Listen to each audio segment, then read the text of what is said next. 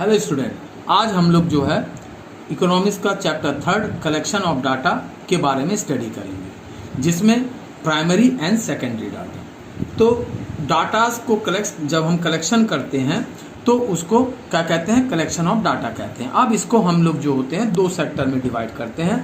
जो डाटा जो कलेक्ट किए जाते हैं बेसिकली दो रिसोर्सेज से कलेक्ट किए जाते हैं, पहला इंटरनल और दूसरा एक्सटर्नल। इंटरनल रिसोर्सेज का मतलब होता है जब हम अपने पहले से जो हमारे पास इंफॉर्मेशन प्रोवाइड होते हैं उसके थ्रू जब हम कोई इंफॉर्मेशन को फाइंड आउट करते हैं तो उसको इंटरनल सोर्स के नाम से जानते हैं। फॉर एग्जांपल के लिए, अगर हमारे स्कूल में कितने बच्चों के जो एडमिशन हो गए हैं, अगर उसमें से हमें अब कास्ट वार बच्चों की जानकारी चाहिए, इंफॉर्मेशन चाहिए, तो हम उन्हीं पुराने रिकॉर्ड्स को यूज़ करके उन बच्चों को कास्ट वार डिवाइड कर सकते हैं।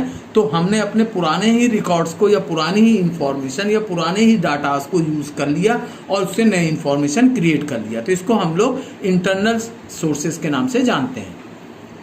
अब बारी आती है आपकी एक्सटर्नल डाटास। एक्सटर्नल डाटास का मतलब होता है जब हम बाहर से कोई इंफॉर्मेशन कलेक्ट करते हैं तो वो आपके एक्सटर्नल सोर्स कहलाते हैं। अब एक्सटर्नल सोर्स में भी दो तरह के रिसोर्सेस होते हैं, पहला प्राइमरी डाटा और second is the secondary data. Primary data वो डाटा होते हैं data which are collected for the first time by the investigator, यानी किसी इन्वेस्टिगेटर के थ्रू जब पहली बार कोई डाटा कलेक्ट किया जाता है तो उसको हम लोग प्राइमरी डाटा के नाम से जानते हैं। Secondary data which have already have been collected by some other person, यानी जो डाटा पहले से किसी ने इकट्ठा कर लिया है उसको हम अपनी ज़रूरत के हिसाब से रीस्टोर करें,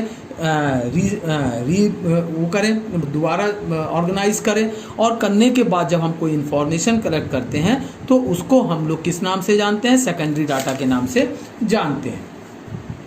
अब डाटा जो प्राइमरी डाटा जो कलेक्ट किया जाता है उसको कलेक्ट करने के मेथड बेसिकली 4 टाइप्स होते हैं। पहला डायरेक्ट पर्सनल इन्वेस्टिगेशन यानी इन्वेस्टिगेशन या इंटरव्यू मेथड, यानी जब हम डाटा किसी से पर्सनली मिलकर इन्वेस्टिगेशन करते हैं या उससे इंटरव्यू के थ्रू कलेक्ट करते हैं, तो इस तरह के जो डाटा कलेक्शन प्रोसेस होता है इसको डायरेक्ट पर्सनल इन्वेस्टिगेशन मेथड कहते हैं।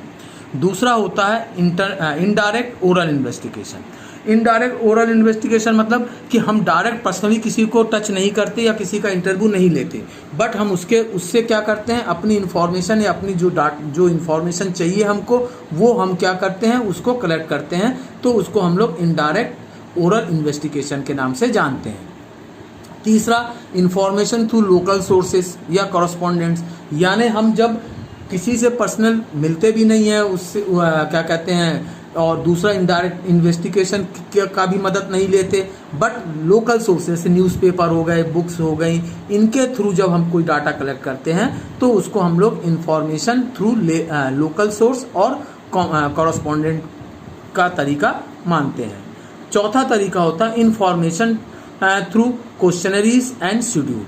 चौथा तरीका होता है कि हम किसी को कुछ क्वेश्चन देते हैं प्री डिसाइड, और उनके थ्रू जो हमें रिप्लाई मिलते हैं या जो आंसर मिलते हैं उनके जरिए जब हम डाटा कलेक्ट करते हैं तो उसको हम लोग कहते हैं information through questionnaires and schedule. यानी इस 4 तरीके से हम लोग क्या करते हैं, अपने प्राइमरी डाटास को कलेक्ट करते हैं।